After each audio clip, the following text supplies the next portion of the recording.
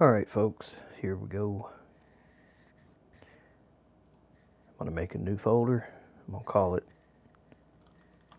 Lava 34. Inside of the Lava 34 folder, I'm going to put, let me get a different picture. Let me get a different lava. Damn, that's the same one.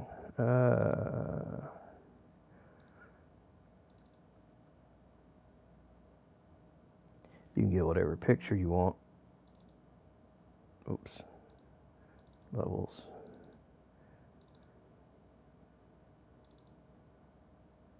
Alright, this is the one I want to use. It's 4K lava here. So I'm going to copy this into this folder. And just to make things easier, I'm just going to rename this to, I'll call this also lava34.dds, which you can see it's just that generic lava there. Now I'm going to take this material file and I'm going to copy it into this folder. And all I got to do here is just double click this, change the name of the texture to lava34, and copy this to the clipboard and paste it here and here. So you have it 3 times. The color map was lava34.dds. Alright, there's no detail map or anything else, so let me get rid of these. We just have a basic color map, keeping it simple. Alright, let's save this file. And just a reminder, you do not have to put the location where the file is. Like, you don't have to put, this here. You know what I'm saying? You don't have to put where it's at. As long as the texture, lava34.dds, is in the folder with the main .materials, it'll load it. Let me get rid of these. Wait, I'm in the wrong folder. Sorry. Lava34. So, yeah, see, as long as the material is in here with the main .materials file, it'll load it. You just have to make sure this folder, lava34, for example, goes into your levels. Whatever level you want to put it in, it goes in that level's art folder, so that it has its own folder like that one does. Now, some of you may not know how to make your own level. That's fine. I'll show you how to just quickly save one of the developer level. So we'll pick one that, I don't know, how about cliff? Spawn. And we'll hit F11. Turn this down. Alright, we'll hit F11. And we will say File, Save Level. Close the game. And then if we go to the user folder, which mine is the default location where it defaults when you install the game, go into levels and you'll see where it saved cliff. See art. If there's not an art folder, just add one. Just make sure it's in the root here. So it's already in there. So let's just leave that for a second, because that's where we're going to be exporting our DAE file to, in that folder.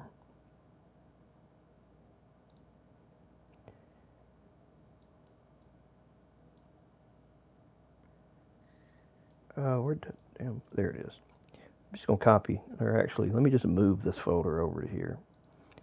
That way it's not on the desktop also, and there's no mistake. You sent your DAE to the right place. That happens a lot.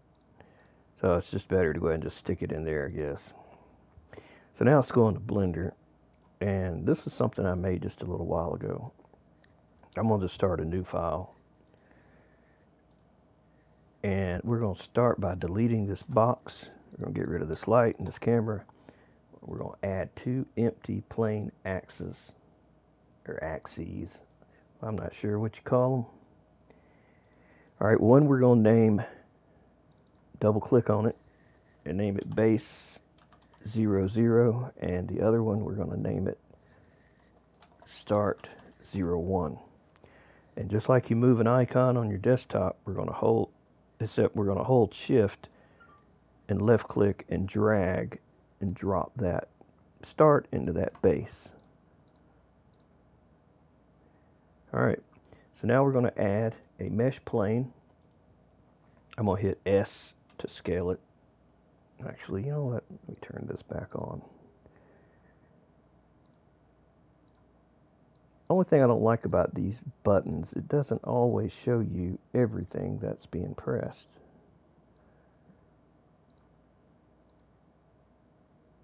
But anyway, here they are here, down at the bottom. You can see what I'm pressing. So if I scale this larger,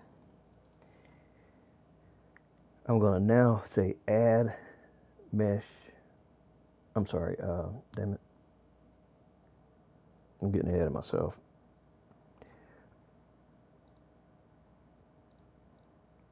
I'm going to pick the plane.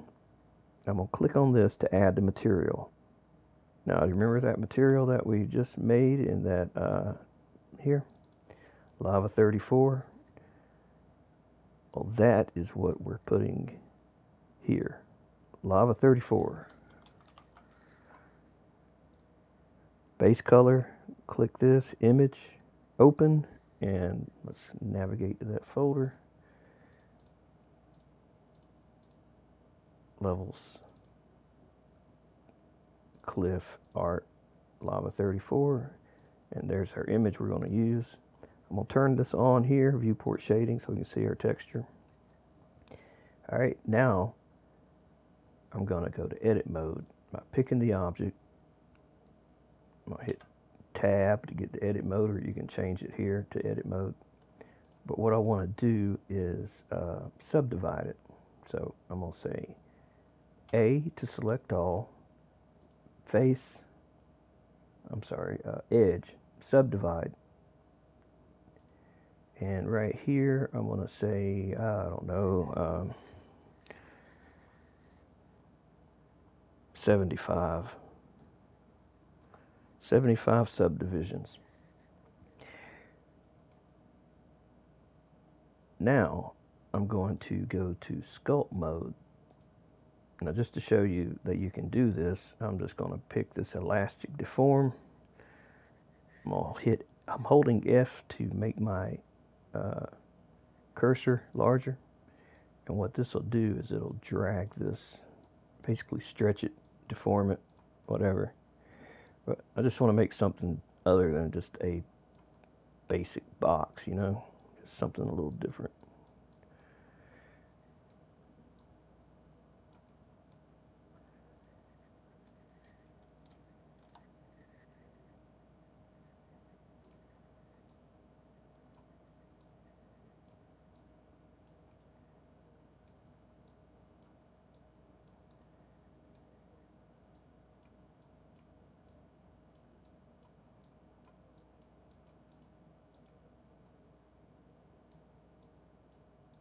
Now, interestingly, earlier, I made a box plane like this, and well, not a box plane, I mean just a plane that wasn't deformed, and the collision mesh wouldn't work.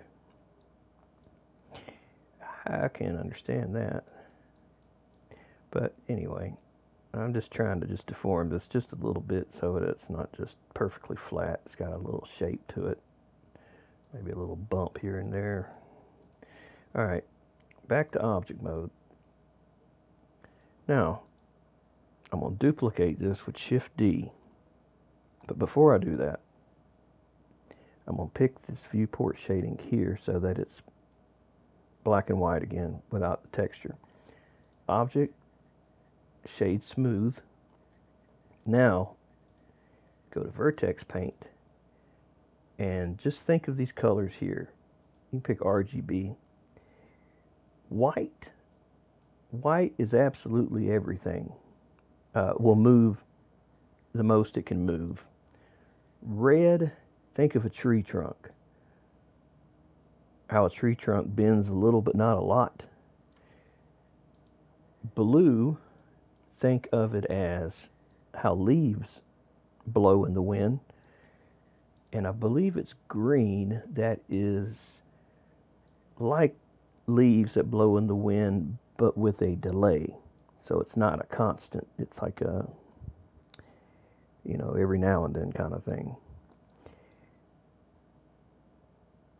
Black does not move at all.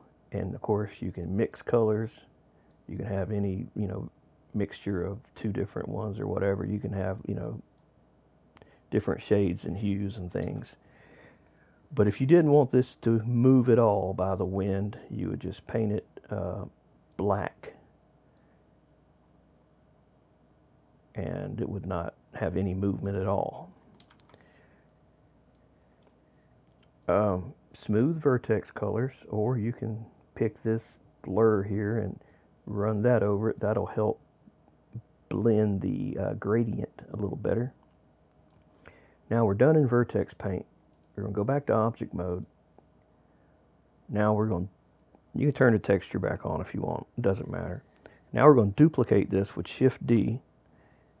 You can just hit your right mouse button or hit escape. And it'll put it back where it's supposed to go. And call this one COLMESH-1. Now in order for the wind to affect a object, it's got to have a collision mesh. I mean, if you think about it, it's got to have something for the wind to collide with. Now I'm going to pick both of these up, because if I go to a side view, you can see that partly that is in the ground. I'm just going to get them both off the ground, moving them up. Hit G and then I hit Z. See, you don't see the Z I pressed, but Z moves up and down. Now I got these both where I want them. Pick them both. I'm going to set the origin to the 3D cursor and then apply all transforms.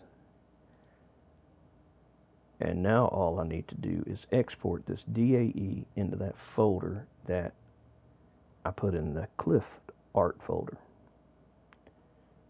So you can see here levels, Cliff Art, and in that folder Lava 34. I'm just going to call the mesh Lava 34 too. Lava 34. But the material's already in there. You don't have to copy it into there, but this is how. You can just leave it on. It doesn't make a difference.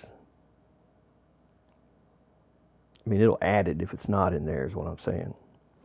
Export Collider. Now, let's go to the game. Load that level. Now what we're going to have to do is make that mesh of that lava. We're going to have to make it as a forest tool, a forest brush, which is pretty easy to do. Cliff, where are you at? There you go. Now, I don't think Small Grid has a forest, so you wouldn't be able to do it in there, I don't believe. I mean, I know it's not on the level, but I don't think the tool is even available to, add a forest to it. So we hit F11 to get into our editor, and we'll go here to Forest Tools. There is no forest object to render forest items. Create one. Yes. First time I've ever had to do that. Well, there's the forest. Alright, pick the forest tools, and here you see brushes and meshes. The first thing we do is make a brush, and we will say add new brush group. I'll just call this Lava 34. Now I'll hit enter to save it. I'll add a brush element to that brush group, and you can name this something if you want to. It doesn't matter. I'll just call this Vertex Lava. I don't know. Hit enter. Now we have to add the mesh, which is the DAE that we exported. So we go to this mesh tab, we say add new mesh, create, and go to levels, and in this case it's Cliff Art Lava 34, and there is our DAE file open. Now we go back to brush, we go back to the element here, and over here, forest item data, this is where we pick. Did I say lava 35 accidentally? Maybe I did. Looks like I did. Doesn't matter. Just as long as you know what it is. I'm gonna double check. Yeah, I'll just call it lava 35. It don't matter. Now we can now paint that item as a forest item. Now in order for that to work with the wind, what we have to do is back in here in the mesh where we created this lava 35, we have to set these values for the wind. Now I did have a screenshot of what these settings were, you know, but I don't now, so let's find something that, well, what else blows? We know blows and works correctly. There's a,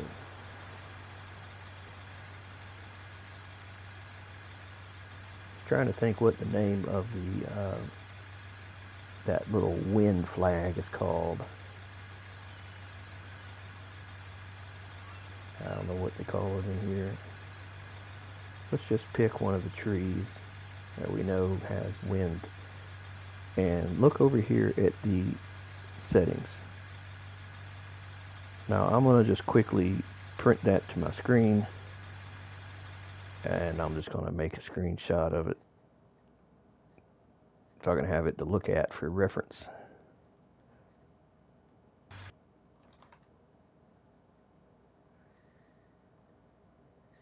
Let me just go ahead and just export that on to the desktop.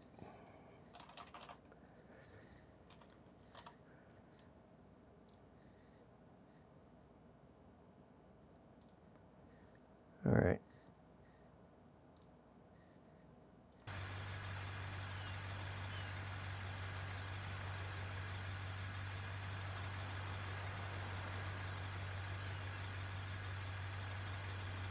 Well, there it is.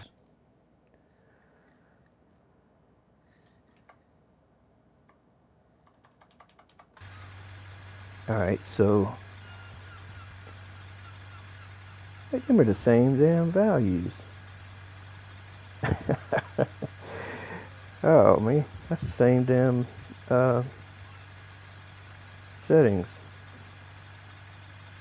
Usually I have to fill this stuff out. I mean, I don't remember what the settings were that worked great. Oh wait, that's because that's still set on that damn beech tree. Ah, you dumbass. Alright, pick your lava 35 or whatever your thing is, and then just transfer these numbers over. So you know the game's things work correctly, so a good starting point is what they set their stuff to, the developers, and then you adjust as you go. There's nothing more frustrating than trying to set this stuff up and it doesn't work and you don't know why, and it's just simply because these values are just invalid. Now, I'm no meteorologist. I don't know all this stuff. I just fiddle with it and adjust numbers a little bit here and there and see how it changes it, but we're just going to leave it with the tree settings here. Alright, so here's the next thing. Save your file, or save your level. Now I need to add here, create, right here, other classes here. Select this here and say forest Just start typing forest, and you'll see forest wind emitter. Create it.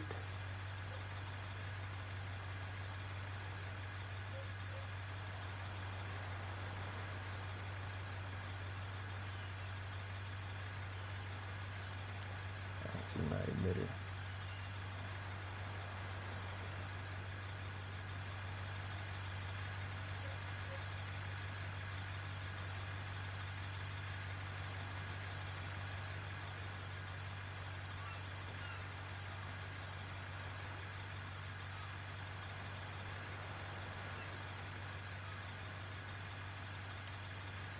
I don't know, I didn't see it, but I see it when I type it in here. Alright, now I'm just going to move this to the camera by right clicking on it. Move selection to camera. Now you can see our wind emitter here. And it randomly blowing here, there, and the other, wherever. But it's not affecting our vertex colors. And it won't. Not yet anyway. We'll rebuild the collisions. Now sometimes you can back up and then you can zoom back in and it'll be moving. But this isn't one of those times. So we just save the level, reload the level. And see, this is the frustrating stuff because, you know, it's like there's nobody to tell you like the quirky things like this ain't gonna work because you gotta close the level, save it, and reload it. See, as you can see now, if we go up to this thing, you can see that it is now being affected by the wind. Alright, now this side here, you see how that's kind of moving like leaves in the tree? If we go back to Blender, and I show you the vertex painting of that, which is not your collision mesh, it's your, well, it would be your collision mesh, but remember I said to make the object, paint it with the Vertex Paint, and then you gotta go into Vertex Paint to see it. Once you paint your regular object, then you just duplicate the object and make it a collision mesh. That way you ain't painting two different things, because you're not gonna be able to paint them both exactly the same. So you just do one and then you just duplicate it. But all right, let's look at this thing. All right, this is where this fold is. So we got a little green, a little blue, and a little red. We'll go back to the game and you'll see how this side sways a little differently than this side size. This ain't moving much at all here. Let's increase the wind speed. So just type wind here, and here increase the strength. That gives us a little more action. You can kind of see how this thing behaves.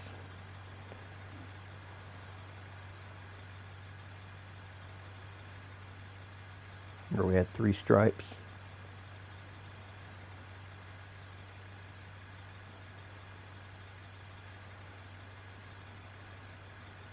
Looking back at this, yeah, we're looking at, I think we're looking at it the right. Yeah, that's right.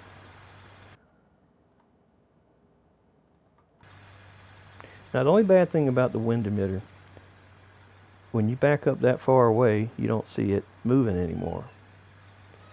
And as you get closer, you see it having, you know, more movement. But say you were making a level and you wanted like a hurricane, and all the trees were like crazy, just swaying, like, you know, going everywhere, right? Like the trees in the foreground look like, man, that damn hurricane's blowing them damn trees, right? But the problem is the trees behind there, they're going to be perfectly still. They're not going to be moving. So it's like, you know, you couldn't really do that with a level. Wouldn't look right. But you see this is quite effective for doing stuff. And, you know, you can mess with all these settings and see what works for you. There's different gust strengths, gust frequency, how often the gusts occur. Uh, Feel free to use my settings. I mean, it doesn't matter to me. In fact, I'm going to zip this file so that you have it for reference. Alright. Now this should have collision. If I move the car on top of it, it should stop the car. Yeah. The only thing is, you have to know that this wind is not, what you see moving isn't actually the type of physics that affect mods like a car. I mean, it's just something fancy to look at, but it's not actually affecting how the car sits on it or anything. Let me go back to my wind. Oh, there it is, wind emitter. Yeah, you see, it's not actually physics of the car. If we go to ground model debug and tell it to show us static meshes.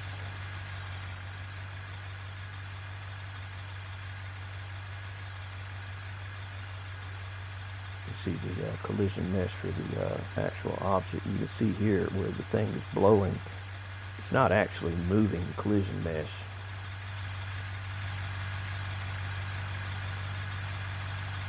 If it was actually moving the collision mesh, you'd see all this red stuff. These little triangles, you'd see them moving too, but that's not the case. It'd be awesome if it was, though. It'd be pretty cool. I mean, they could probably program the thing to do that. I think something I know how to do. But, you know, it'd be kind of cool if they could make things affect things like that. And of course, what I'll do if I'm doing something like a lava or something, you know, I'll just set a hotkey up so I don't remember which one it is.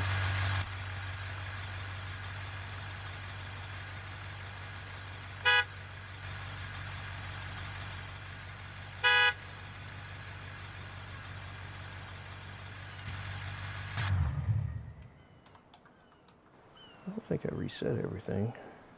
I had a hotkey. Oh, Shift S. I set that up. I think Shift S, Shift D, things break apart. Now here's something else you can do. Inside a Blender, let me just duplicate this object. Oh, got to be in object mode to do that. Duplicate it. And I'm basically just making a copy of what I've already exported.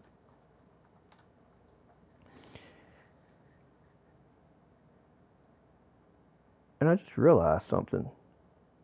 This is not inside of that start 01. I forgot to move them in there. Maybe that's why it wasn't working earlier. Normally that's supposed to be in there, but I'm thinking since it's used as a Vertex Painted forest thing, that it doesn't need to be in there. I ain't quite figured out what's going on with that. But what I was going to do is reverse the normals. So the collision mesh here, go into edit mode, and if it's not already, hit A to select all. Mesh, normals, flip. Now I don't know if this has to be done, but I'll always just apply all transforms after I do that step. Now I'm going to re-export this and overwrite the other one with that one. Now I should be able to Control F7 to reveal collisions, and if I put the car up here, it should start eating the car because the normals are flipped.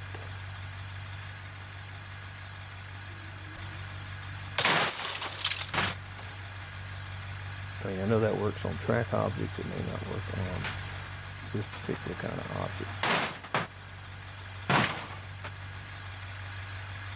Yeah, it doesn't look like it's doing it here.